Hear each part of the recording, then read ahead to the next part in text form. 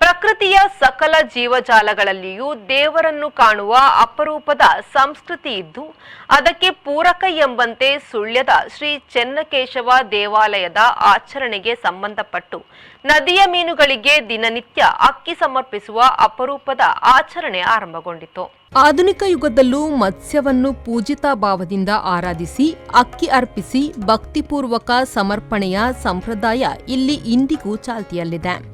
ಪಯಸ್ವಿನಿ ನದಿಯಲ್ಲಿ ವಿಹರಿಸುವ ಮೀನುಗಳಿಗೆ ಅಕ್ಕಿ ಅರ್ಪಿಸುವ ಸಂಪ್ರದಾಯ ಶ್ರಾವಣ ಮಾಸದ ಅಮಾವಾಸ್ಯೆಯಂದು ಆರಂಭಗೊಳ್ಳುತ್ತದೆ. ಮುಂದಿನ ಜನವರಿಯಲ್ಲಿ ಚೆನ್ನಕೇಶವ ದೇವಸ್ಥಾನದಲ್ಲಿ ಜಾತ್ರೋತ್ಸವಕ್ಕೆ ಕೊಡಿ ಇಳಿಯುವ ದಿನದವರೆಗೆ ಸುಮಾರು 4.5 ತಿಂಗಳು ನಿರಂತರವಾಗಿ ಈ ಆಚರಣೆ ಮುಂದುವರಿಯಲಿದೆ.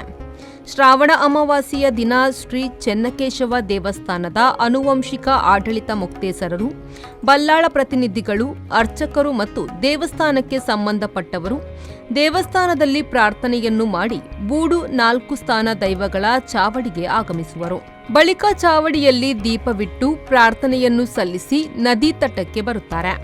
ನದಿ ತಟದ ಕಲ್ಲಿನ ಮೇಲೆ ದೀಪ ಸ್ವಸ್ತಿಕವಿಟ್ಟು ಅದಕ್ಕೆ ಪೂಜೆ ಸಲ್ಲಿಸಿ ಗಂಗಾ ವರುಣ ಪೂಜೆಯನ್ನು ನಡೆಸಿ ನೈವೇದ್ಯ ತಯಾರಿಸುತ್ತಾರೆ.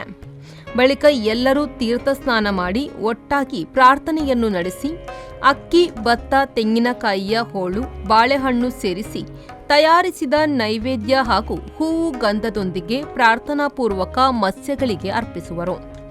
ಇದು ಹಲವು ತಲೆಮಾರುಗಳಿಂದ ನಡೆಯುತ್ತಾ ಬಂದಿರುವ ಸಂಪ್ರದಾಯ.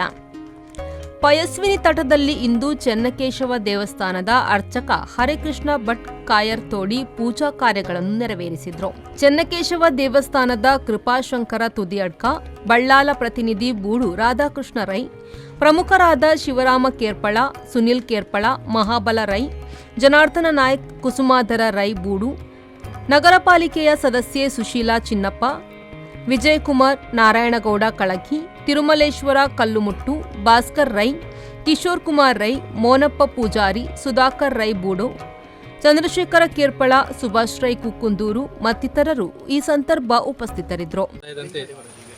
ಇಲ್ಲಿ ತೊಡಿಕಾನ ಮತ್ಸ್ಯಗಳಲ್ಲಿ ಬರ್ತವೆ ಅಂತ ವಾಡಿಕೆ ಇದೆ. ಆ ಪ್ರಯುಕ್ತ ಇವತ್ತು ಮೀನುಗಳಿಗೆ ನೈವೇದ್ಯ ಅರ್ಪಿಸುವ ಪುಣ್ಯ ಕಾರ್ಯಕ್ರಮದಲ್ಲಿ ನಾವೆಲ್ಲ ಪಾಲ್ಗೊಂಡಿದ್ದೇವೆ.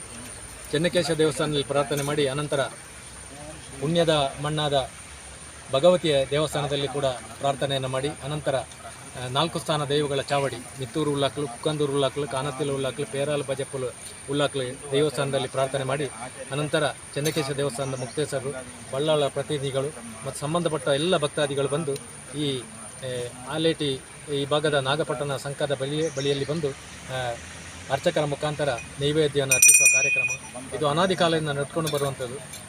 ಆ ನಂತರ ಈ ವ್ಯವಸ್ಥೆಗಳನ್ನೆಲ್ಲ ಬಳ್ಳಾಳರ ಪ್ರತಿನಿಧಿಗಳು ನಿರ್ವಹಿಸಲಿಕ್ಕಿದ್ದಾರೆ. ಪ್ರತಿದಿನ ಸುಳ್ಯದ ಚೆನ್ನಕೇಶವ ದೇವಸ್ಥಾನದ ಜಾತ್ರೋತ್ಸವ ಸಂದರ್ಭದಲ್ಲಿ ಕೊಡಿಯೇರುವ ತನಕ ನಿರಂತರವಾಗಿ ನೈವೇದ್ಯವನ್ನು ಅರ್ಪಿಸುವ ಕಾರ್ಯಕ್ರಮವನ್ನು ನಾವು ಮಾಡ್ತಾ ಇದ್ದೇವೆ. ಪುಷ್ಪರಾಜ್ ಶೆಟ್ಟಿ, ವಿ4 ನ್ಯೂಸ್, ಸುಳ್ಯ.